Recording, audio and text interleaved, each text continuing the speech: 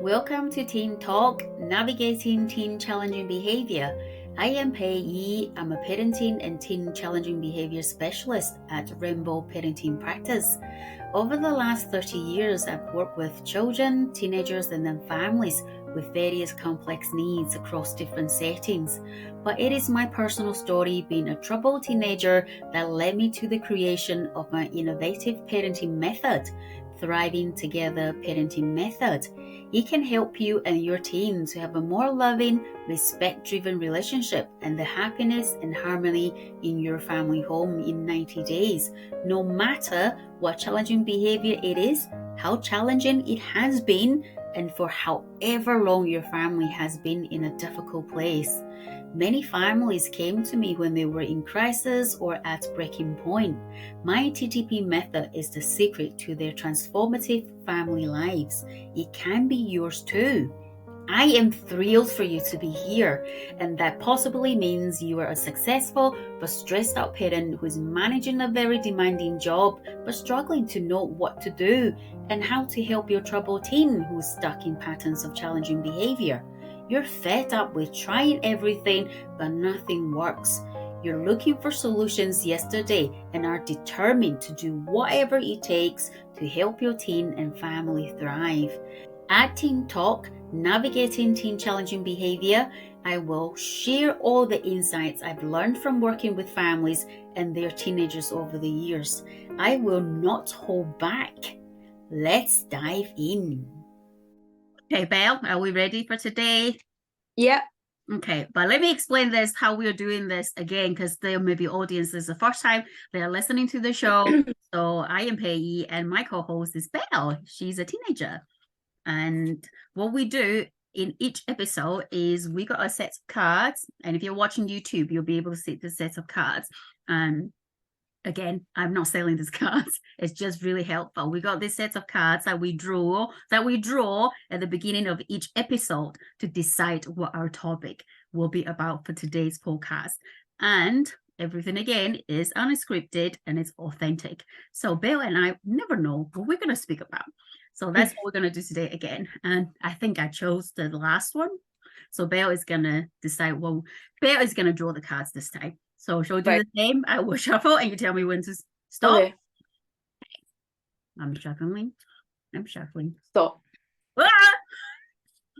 Okay. Oh, this one. It just flew out. Mm-hmm. So this card is really vibrant. Can you see? Yeah. Right. So what does it say? It says, love doing the things I love. Ooh. Ooh.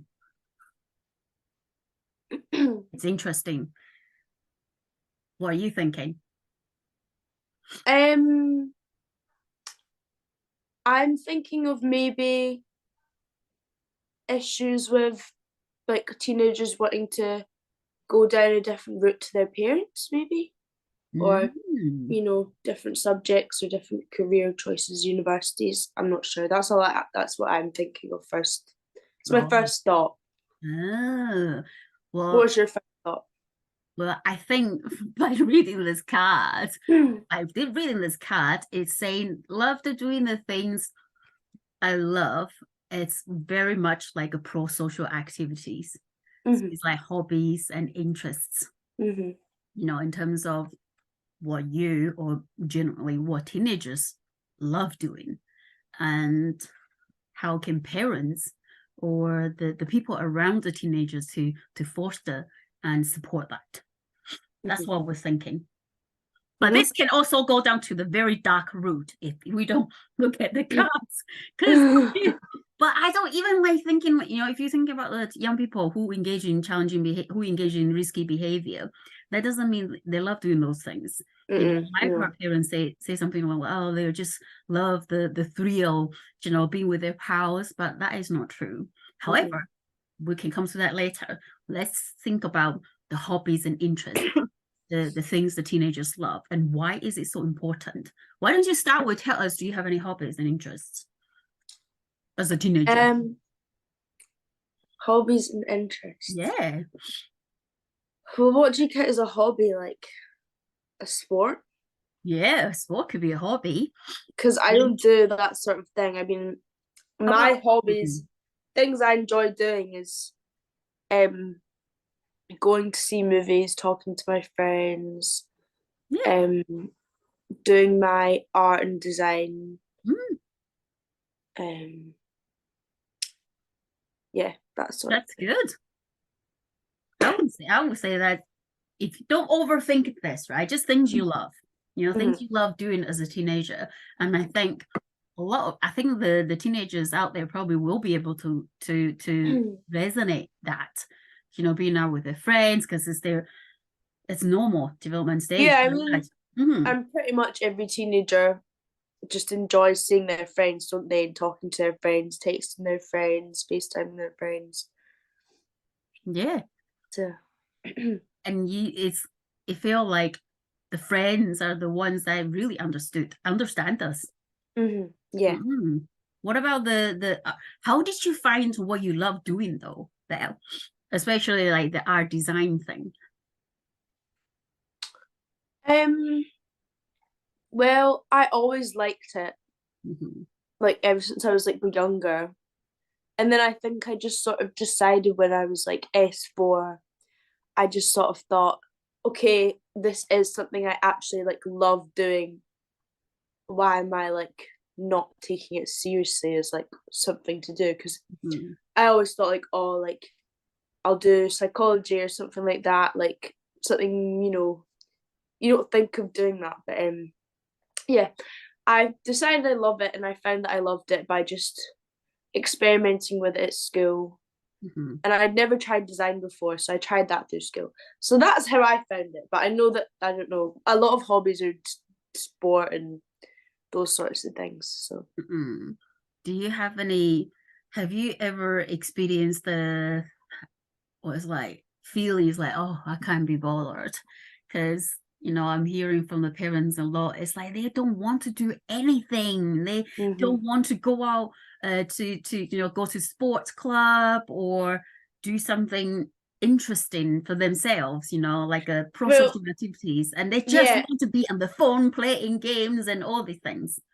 Well, it's interesting you say that because ever since I was 8, Mm-hmm. I picked up about 100 hobbies and stuck with them for about a month, and then that was that because I couldn't bother anymore.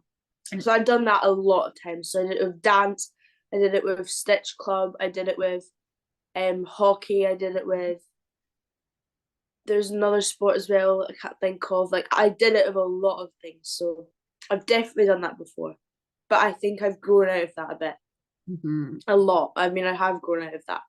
But I don't know, there's something about being a teenager, like you just can't really be bothered, can you?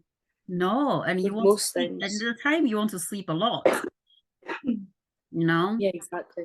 But I suppose that's the part, isn't it? I think from what I'm hearing you is there were opportunities for you.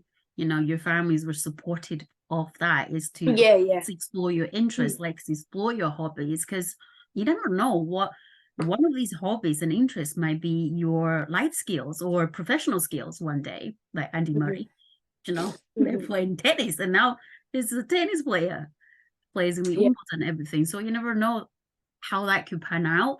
And I remember when I was a kid, I don't think I did a lot, but I definitely did. My parents let me play the piano. Mm-hmm. And actually, I grew up in Taiwan. However, it's really important for me and my siblings to learn English. And I think because my parents, remember, I don't know if you remember, my parents were businessmen, business Yeah. people. So they do a lot of business with people in Yeah. America, Yeah. Americans. So they are very advanced in their thinking is my children need to know how to speak Mm-hmm. English. So Mm-hmm. that's one thing they never ever budge. It's like you will stick Yeah. with English and you will Mm-hmm. learn English. Mm-hmm. But I never thought that it's gonna be something that is really useful for me. But then they also I don't think I've never learned any dancing or anything, but I did learn art, I think, drawing. Mm-hmm. Mm-hmm. These are the three things that I tried when I was a kid.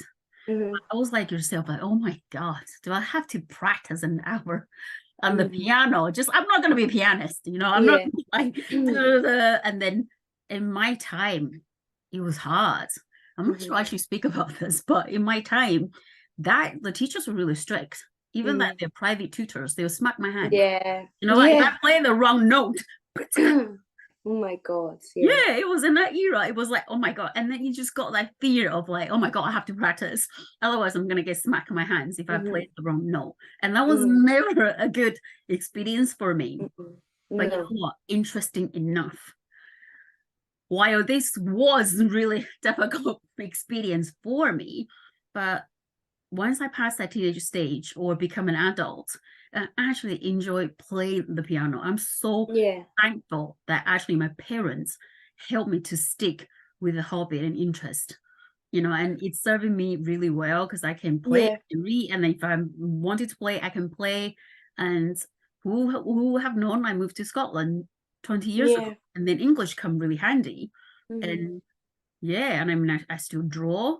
So these are the things I never thought that would be helpful for me when I was a teenager, when I was younger. But then they became my passion. And that's something I really love as I mature and grow older.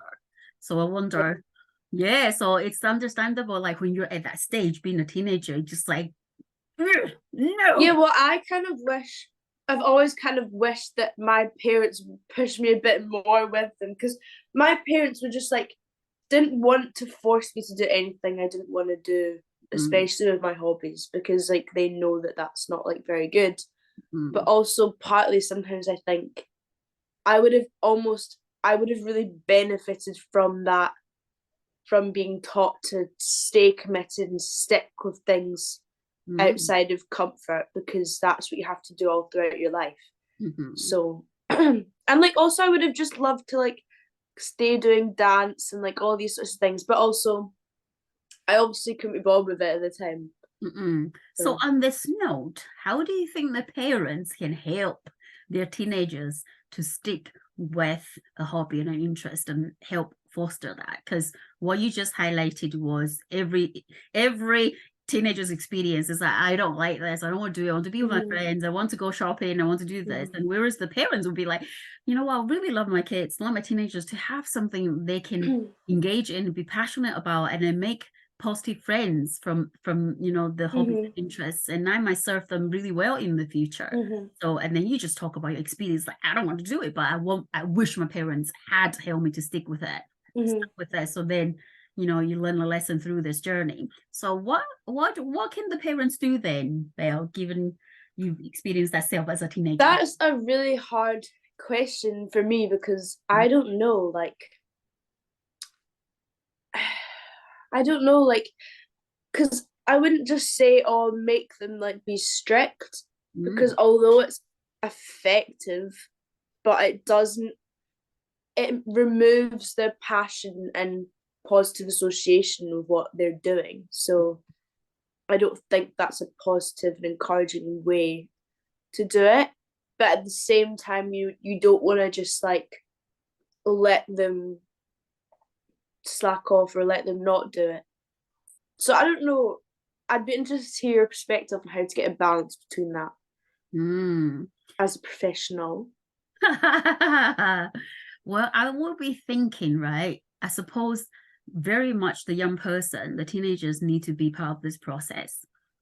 Right? Because they need to want to do this. They need to think about something that might be even the teeny tiny bit of interest in it, you know, because if you just tell your teenagers, right, I booked the rugby club for you, or a football club, or this thing is I think you'll be interested in, you know, the parents are gonna have the barriers to begin with, because you don't know that. No, I definitely wouldn't do that. Exactly. And then teenagers you are becoming your own person, you have your independent thinking, you have your own mind, and these are the decisions that will affect your life.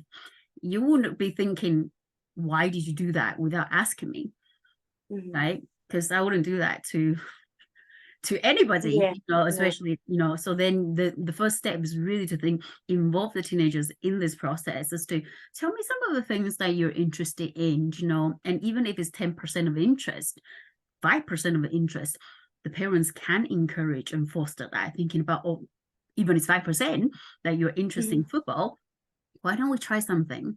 And I think the other bit the parents will probably be worried about is like, you know what, I know he's not going to, the teenager's not going to stick with it, and I'll be paying so much money, and I just waste my money.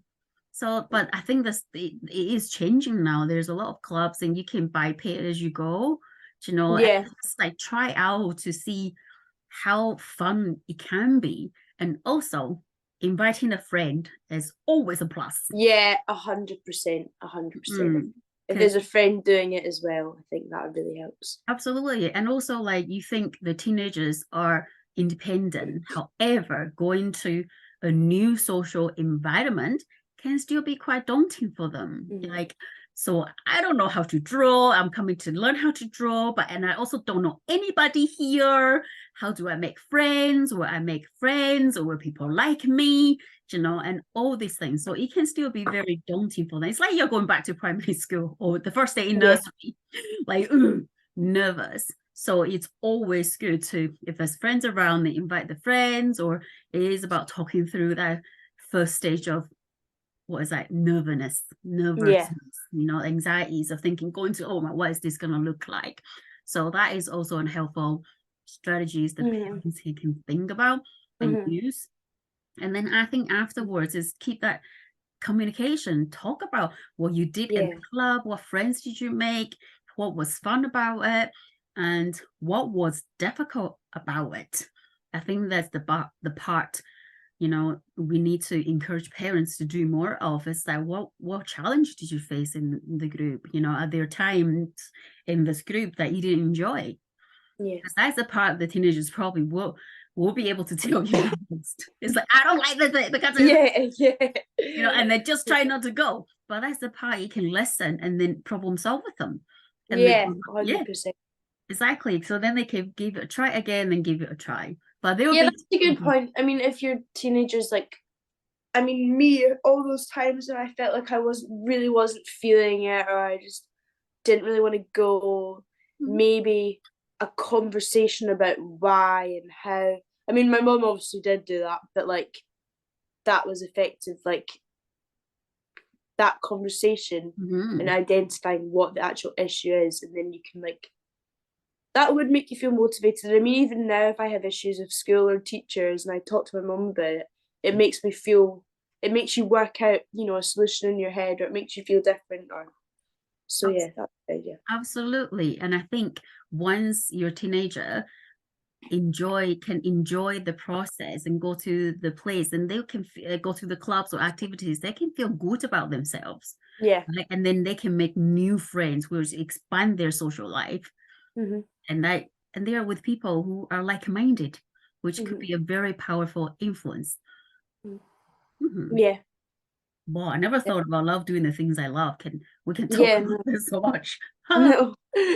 Oh, and my microphone keeps showing up on the screen. I haven't seen it yet, don't worry. Yeah. So and I suppose I wonder let's just summarize what we spoke about. So then the audience can capture what we spoke about.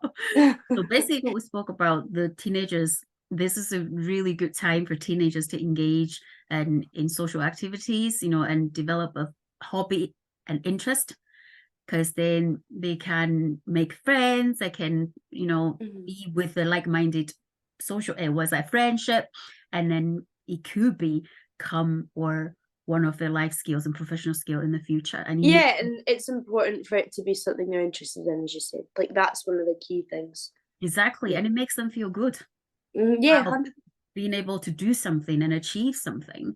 But we also spoke about it could be quite anxiety provoking going to a new social group for the teenagers, although they are like very bravado. I'm doing this, I'm not doing that, but it can still be a very daunting experience for them because it's a new environment.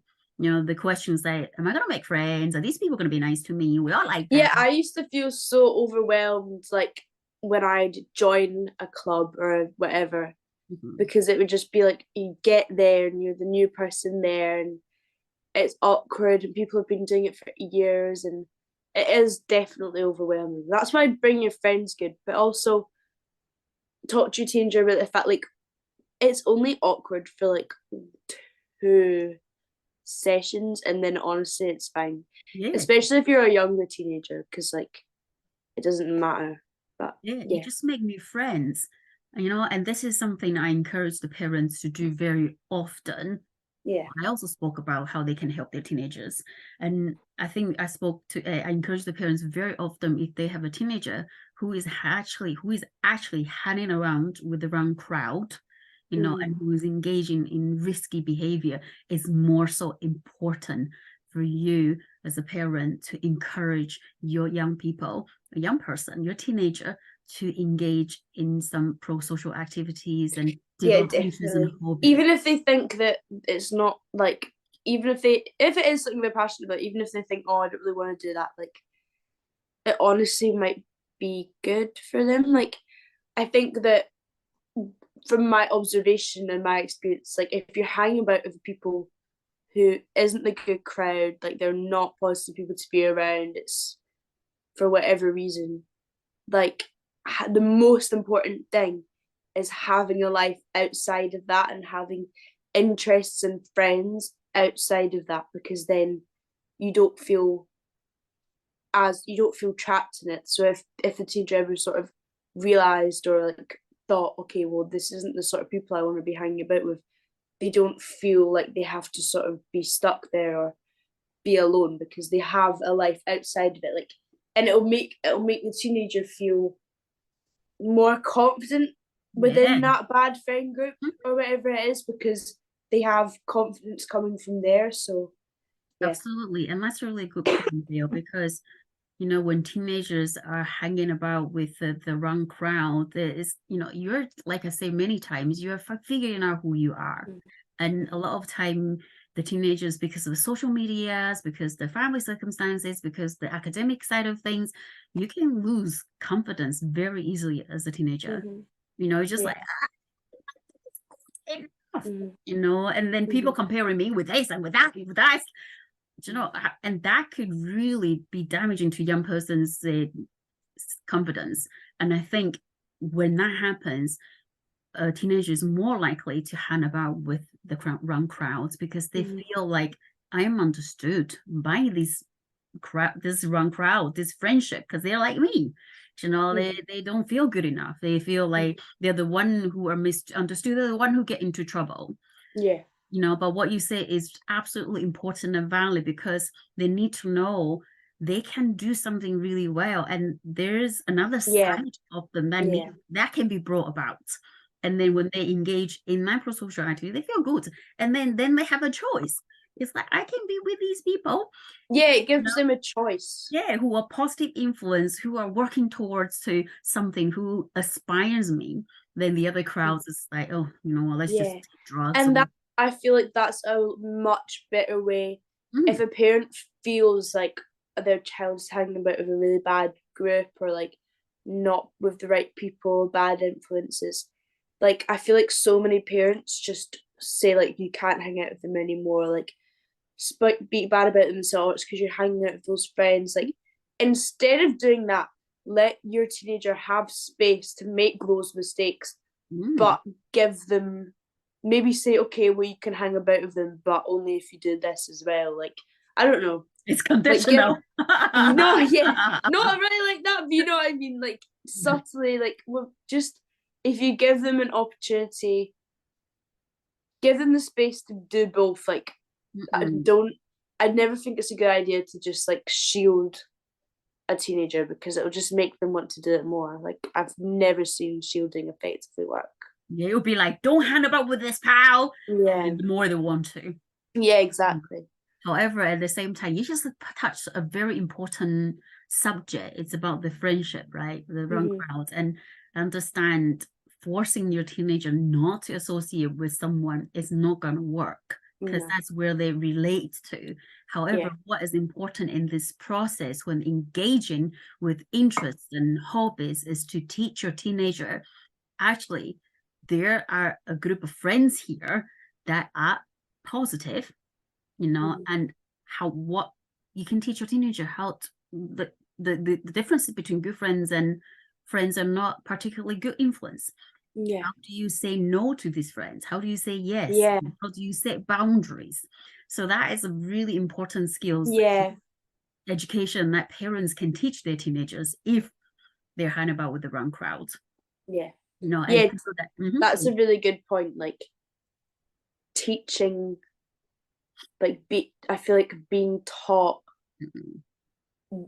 what to value in friends and what to value in your relationships with people, like, is so important. absolutely. So you see, so many things by fostering interests and hobbies and support the teenagers doing the things they love. Yeah. And also let them make mistakes, because that's how you learn, isn't it, yourself? Absolutely. And So if you see, like, I cannot think of anyone on top of my head, but you have seen so many famous people who probably had a troublesome youth, right? Or yeah. really disadvantaged, early childhood Yeah. experiences. And then they found a passion, right? They found something they absolutely love as an early Yeah. stage in their life, and they went for it. They worked at it, and they become really successful. And that changed the entire course of their life, Yeah. right? So all I'm saying is sometimes it doesn't always have to be academic work. The society will Yeah. expect you to be a doctor, Yeah. solicitor, like uh There's so many different jobs. And like that absolutely. thing I see a lot, because like a lot of people's parents at my school are very like wanting to do medicine or law or like that sort of thing. And there's nothing wrong with doing those things.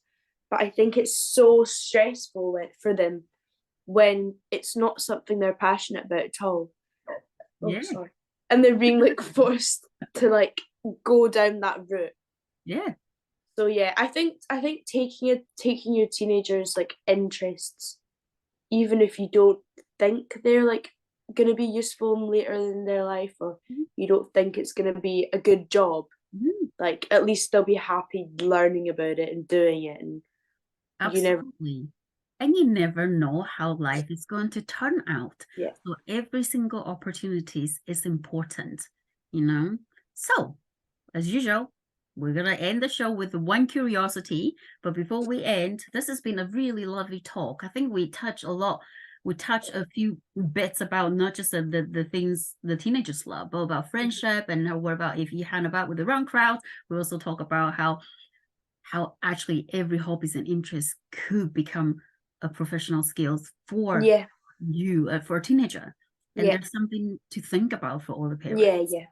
So, Belle, what will be the curiosity for today? Who is it for? Is it for a teenager or is it for a Yeah, parent? it's my curiosity is for the teenagers today. I would say I would encourage teenagers to be curious about their interests and take their own interests seriously, and genuinely try and feel confident about like learning and exploring them, because and like try and like stick with them, because like I mean that's where so many success, that's like the key to success, isn't it, like doing that. So yeah, Mm. that's my curiosity. Okay, that's a really good curiosity. Then I will go with my curiosities for the parents. Then I would like to encourage the parents to be curious about the the reasons and the knowns behind why your teenagers don't want to do or engage in social activities Mm-hmm. or have a hobbies and interest. Be curious about that, thinking about what is driving that instead of Mm-hmm. you will do this. Mm-hmm. I think about this. I think it will be interesting for you. So I want, and I Mm-hmm. suppose is think about what the teenagers will be saying to them too. And that's the beauty of it is coming from different perspective. Think about what you think. Parents think about what the parents think the teenagers don't want to engage in social activities. But Yeah. then also think about if your teenagers is speaking to you, what do you think, what are the reasons they'll be telling you why they don't want to? And that might give parents a good indications how they can support their teenagers from those answers. And that Mm-hmm. will be the curiosities today for the parents. Mm-hmm. It's been really fun talking about this, Belle, because Yeah, I I know like this card thing, because like I'd never think to talk about that, and I'd never think there'd be much to talk about with that, but Yeah, and there's so many different ways to take this as well. In terms, and Yeah. I never thought we would take this card to the wrong crowds or anything. So this, and I get to share a little bit of my life story when I was a teenager.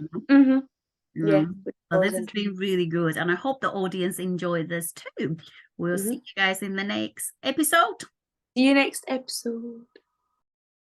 Thank you to everyone at home or on the go for listening. If you find this show helpful, please hit that follow or subscribe button. It does wonders for the show, so more people can find Teen Talk navigating teen challenging behavior organically.